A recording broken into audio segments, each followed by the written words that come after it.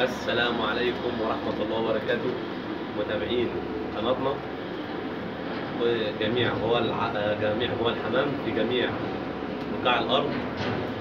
إن شاء الله إحنا النهاردة طالعين نكمل بقية ال8 خطوات اللي إحنا وعدناكم بيها إن شاء الله. قلنا إن شاء الله الحمام في كذا سبب، أنا عديتهم 8 وممكن يكون زيادة عن كده، وممكن يكون أنا بكلمك على قد معرفتنا البسيطة في الغية. تمام، وربنا يوفق الناس كلها. قبل اي حاجه ان شاء الله الناس اللي هي قالت لنا في اخر الفيديو الذكر الابلق الاسود فين بقيه الحمام، يعني انا عشان برضو وقت الحلقه انا ما بحبش اعمل حلقه اطول من 10 دقائق او 12 دقيقه. ان شاء الله انا كل اخر حلقه هصور لكم الزيادات اللي هي موجوده، وفي الاخر خالص ممكن اعمل لكم بيهم فيديو، بس برضو بقى فيديو ما يتعداش ال10 دقائق. تمام، فان شاء الله النهارده انا فرجتكم الابلق الاسود، النهارده ان شاء الله افرجكم برضو اللي ربنا قدرنا عليه في واحد صافي زياده، والدقارين قطاطه برضو افرجكم ان شاء الله اللي نقدر عليه. المهم ان شاء الله خلينا برضو في حالتنا كده معاكم، بحيث ان شاء الله نتفادى مشاكل الحمام، ونتفادى اي مثلا مشكله تحصل لنا ما نرتبكش في سلكتنا. والحمد لله لا قدر الله ما شاء فعل، انا بكلمك على تجربتنا في المرض دوت، واخد بالك، وعلى قد يعني العلم البسيط اللي ربنا اداهولنا. احنا قلنا ان شاء الله امبارح في اول حاجه، وهي برضو انا قلت ال8 مهمين يا جماعه، انا مش هقول واحده مهمه وواحده لا، هم ال8 بالنسبه لي انا مهمين. وان شاء الله يعني من ساعه ما بدات ان انا اعمله الحمد لله الحمام بدا ينتظم معانا بشكل كويس، وربنا ان شاء الله يوفق الجميع. قلنا ان شاء الله امبارح سبب رقم 1 في ان حمامك يسهل، قلنا ان الحمام ده كده انا كلفته، بتيجي تقشر اوقات بتلاقي في زبل في المخلف ده، لو هو زبل مثلا سايب وبهدل المخلف كله بنضطر ان احنا نرمي الكلفه كلها، يعني لو بقى مثلا شويه صغيرين كده بنرميهم، انما لو زبلها صغيره ماشي ممكن نشيلها. تمام، وعادي، والتقشيط ده ينفع نرده لهم تاني في مره تاني. ويفضل ان احنا لو عندنا حمام فوق مثلا سايب شويه طحاطين سايبين ولا حاجه نرميه لهم، قلت ده الحمام اللي فوق بيكون اقوى ومناعته اقوى. تمام، وعامه عشان احنا مش بنحضن تحتيه فوق، يعني ده حمام طحاطين كده سايب، خدت بالك، مثلا جيزه غلين، واحد عايز الطحاطين بتاعتنا بنديها له وهكذا. انما الحمام اللي هنا بنحاول نهتم بيه على قد ما نقدر، عشان بيزق الحمام الوزاره بتاعنا، خد بالك، والزغاليل بتبقى مناعتها ضعيفه. ده امبارح اللي احنا اتكلمنا فيه، او الحلقه بتاعت اول حلقه في مسببات الاسهال. تاني حلقه ان شاء الله، وهي برضو من الحاجات اللي هي اللهم صل على المهمه، تاني حلقه زياده المضادات الحيويه او زياده الفيتامينات في الميه، بالذات زياده الفيتامينات في الميه. يعني انت مثلا الجرعه على سبيل المثال معاك فيتامين، الدكتور بيقول لك اشتغل بيه سنتي على لتر ميه، فانت راجل كريم انا هشتغل بيه 5 سم، انت كده بتخلي الحمام بتاعك يسهل بايدك انت. هو قال لك سنتي لان في مضادات حيويه، يعني احنا عندنا تحت مضاد اسمه هصوره لكم نص سنتي على اللتر. تمام، ما جيش بقى انا اقول انا عايز اظبط حمامي، طب لما اديله 2 سم، مفيش الكلام ده، هي نشرته بتقول نص سم. تمام، فانت راجل كريم واخد بالك وعايز تكرم حمامك واديله فيتامين عشان الحمام يكبر بسرعه والحمام ما ياخرش في الحصى، لا مفيش الكلام ده. طالما كلفتك مظبوطه وتحاليلك مظبوطه ودنيتك مظبوطه، انت كده بفضل الله تمام، والحمام ماشي معاك بانتظام. تدي فيتامين ماشي يا سيدي، انا بدي الفيتامين، بس بدي للدكتور بيرشدنا اليه. يعني مثلا في على سبيل المثال في فيتامين مصري ده ممكن تدي 3 سم مش هيضر في حاجه، نشرته بتقول كده. في فيتامين تاني نفس النوع بس مثلا ايطالي او فيتامين مستورد، ممكن يقول لك الدكتور نص سم، ونص سم كمان كتير، واخد بالك، لان هو مركز. فاتمنى ان الواحد بالذات في موضوع العلاجات او في موضوع الفيتامين، اتمنى ان هو ما يمشيش عشوائي، ده بيسمع من الدكتور، مش مثلا واحد صاحبه مثلا هات فيتامين ا د 3 اهي، طب الفيتامين ده في منه 100 شركه، واخد بالك، وفي منه مستورد وفي منه مصري وفي منه ايطالي وفي منه تركيزات كتير، فادي 2 سم على اللتر. هو ايه اللي 2 سم على اللتر؟ يعني ماشي، هو الفيتامين ا د 3 اهي تمام، ايه بقى هو ال 2 سم على اللتر؟ هو انهي تركيز طيب؟ يعني تركيزه كام اللي هو 2 سم؟ تركيزه كام؟ يعني مثلا في العلاج تحت في سوفوتكس برضه، اقول لكم احنا بنستخدمه في ايه؟ سوفوتكس 250 وسوفوتكس 500. ما اقولكش انا هات سوفوتكس واسيبك كده. طب انت لو اديت سوفوتكس 500 انا قصدي ادي سوفوتكس 250 وانت تروح رايح جايب ال 500. قلت لك مثلا ندي 50 وحده من حقنه الانسولين، اديت 50 وحده من اللي هو السوفوتكس ال 500، ده انت ممكن تموت فيها الفرق. العلاج يا جماعه مش كده وخلاص، ده احنا بنقول خبرتك مع الحمام وتسمع من اللي هو يعني انا بالنسبه لي انا مش هفتي، انا بروح للدكتور ده جرعته قد كذا، اعمل اللي الدكتور بيقول عليه تمام، وبناء عليه بطلع اوصل لكم ان شاء الله اللي احنا استفدناه من الدكتور او اللي احنا مارسناه في غيتنا عشان ربنا يكرمنا جميعا. يبقى كده احنا قلنا اول خطوه وقلنا تاني خطوه عشان ربنا يبارك لنا في حمامنا، علشان ربنا يكرمنا. وحمامك مثلا الحمام بيديله فيتامينات ومروقه ومفيش حاجه الحمام بيسهل ليه؟ بيسهل علشان خاطر جرعه الفيتامين الزياده اللي انت بتديها. لاحظ كده ان انت حمامك ماشي تمام وانت عايز تروق حمامك وتديله تلاقي الحمام بيسهل لان الجرعه اللي انت بتديها له كتير عليه تمام. فان شاء الله كده دي تاني خطوه نفرقكم ان شاء الله الحمام الزياده. اتمنى ان شاء الله كده تكون حلقتين بفضل الله واضحين معاكم، واقول لكم برضو في اخر الحلقات اقول لكم اصل انا مش هينفع كل حلقه اقول لكم العلاج كذا، ففي اخر الحلقات ان شاء الله اقول لكم لان في كذا علاج للاسهال مش علاج واحد. وقلنا في علاج حقن لو الحاله متاخره، وفي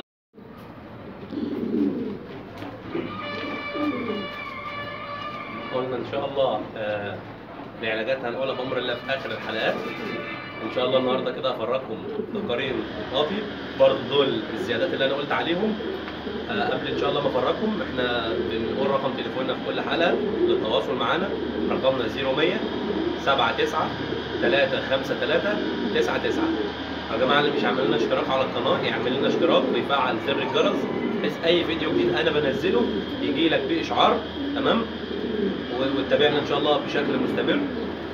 وفيديوهات قديمه احنا عاملين حوالي 60 فيديو دول كلهم ان شاء الله على قناتنا، برضه خش اتفرج عليهم. عاملين فيديوهات عن كلفتنا مكونه من ايه، بنحضن ازاي تمام، فيديوهات الزغاليل بتاعتنا واحنا بنقطفها. ان شاء الله الفتره الجايه بقى هنعمل لك فيديوهات تمثيل الحمام وايه بالظبط يعني افضل تمثيل الحمام وبنوصله امتى، بفضل الله احنا مع بعض. المهم ان شاء الله النهارده كده هفرجكم الدكارين القطاطه دول.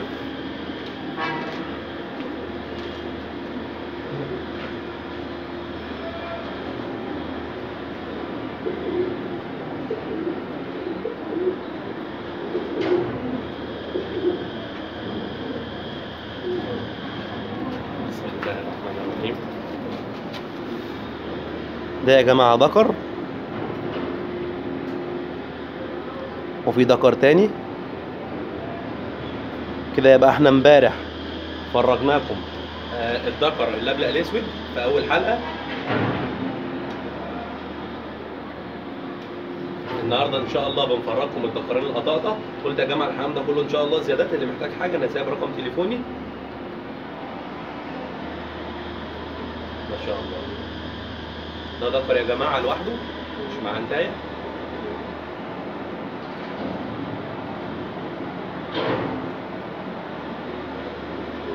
ما شاء الله الله اكبر. اتمنى كده يكون واضح معاكم. ما شاء الله. نجيب لحضراتكم الذكر التاني.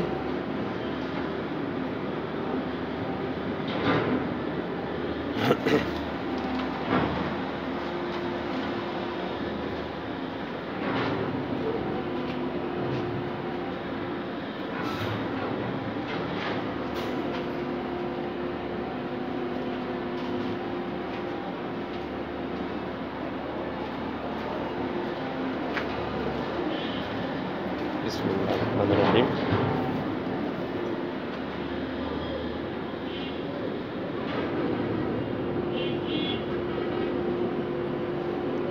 ده لهواة الخشانة بقى. اللهم صل على النبي.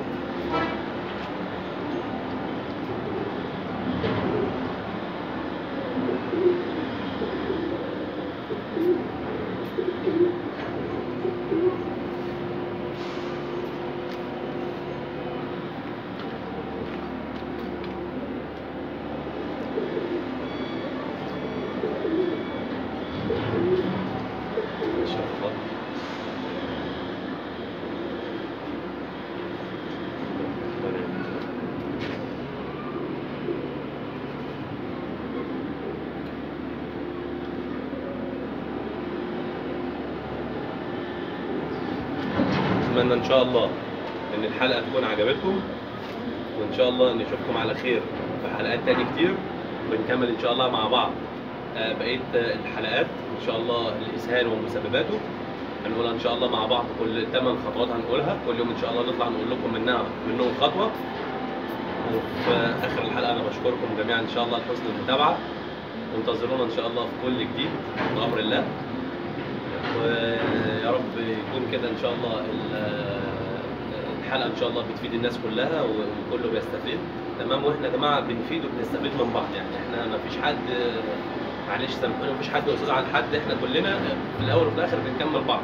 انا ممكن في ناس كتير انا ما بحبش اذكر اسامي حد، لما بتقف قدامي حاجه بتصل عليهم وبسالهم، مش عيب يعني، حاجه انا ما مريتش بيها فلازم انا اتصل واسال، فده مش عيب. احنا في الاول وفي الاخر ما حدش اتولد متعلم حمام، ولا حد اتعلم، ولا حد اصلا اتولد فاهم اي حاجه في الدنيا. احنا في الصغر الاستاذ في المدرسه بيعلمنا، والدك والدتك بيعلموك الدنيا، اصدقائك في الغيه اساتذتك، فكل واحد بيخاطب الناس، خدت بالك، على قد المعرفه اللي هو اكتسبها من خلال الناس. انا ما اتولدتش عارف حاجه في الغيه، تمام، بس انا بحب الغيه، فانت بتحبها، بنسعى وراها. انا معلش انا مش فرد حمام يبقى عشره معايا او شريك مبلغ وقدره ويبقى قدامي عمال كل يوم حالته بتتدهور وانا واقف اتفرج عليه، يبقى حرام عليا، يبقى ما جيبوش اصلا. تمام، فانت بتربي حاجه يبقى حاول تعرف عنها. انت لو كل يوم عرفت عن غيتك ربع ساعه بالظبط، لو قعدت كل يوم ربع ساعه تعرف عن غيتك هتعرف كتير قوي. شوف في خلال سنه هكون عرفت قد ايه. طب لو كل يوم نص ساعه انت عمال بتتعلم من غيرك، تقرا كتاب، تتفرج على فيديو، تقعد مع هواه، ايا كان، نص ساعه بس في اليوم، شوف انت اخر السنه هتكون اتعلمت قد ايه. تمام، فانت لما بتحب شيء حاول تسعى اليه جاهد. انا لما فرد حمام زي كده مثلا لا قدر الله سهل او حصل له اي مشكله، وانا مثلا المشكله دي مريت بيها في فرد حمام قبل كده، اعرف اتعامل معاه. اتصلت بالاستاذ فلان، سالته بالغاوي فلان، وهكذا، وجهني للخير. فانا من خلالي برضو بطلع بحاول على قد ما اقدر. اتمنى ان انت تستفيد من الحلقات ديت وتسيبها في عقلك، واخد بالك، وربنا يوسع الناس كلها قبل اي حاجه.